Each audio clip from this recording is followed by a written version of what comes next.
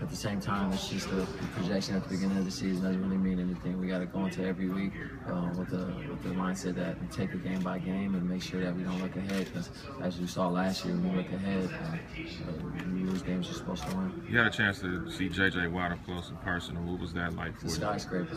He's a monster, and he's in the weight room before our team gets in there. I mean, we have to wake up about 5:30 to get in for the 6 a.m.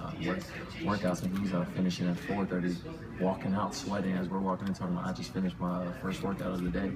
Then we get finished with our workout. He's starting the second one around noon, so he's dedicated. Did it change your perception of him once you saw him versus away? I mean, he's the reason why he's the #1 player in the NFL right now. I mean, it speaks for itself. The way he carries himself, he's just a professional all around. You mentioned the fourth quarter last year. We had a couple of games that got away from you.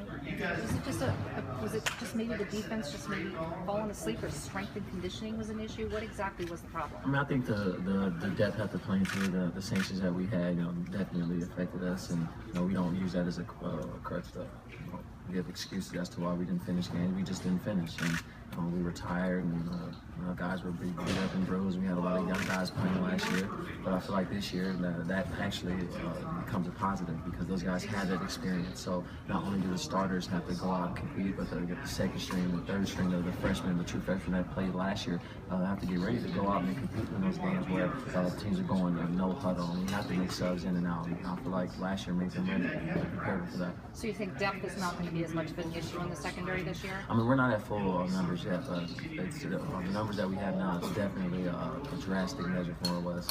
You guys lost Leonard Williams, you lost Block, but you bring in a #1 recruiting class. What's the biggest appeal from a recruiting standpoint that USC brings to the recruiting table? Well, Leonard, he's generally a hole in any defense that he plays in once he leaves. He's the big cat. He made a lot of plays for us last year. He'll be missed.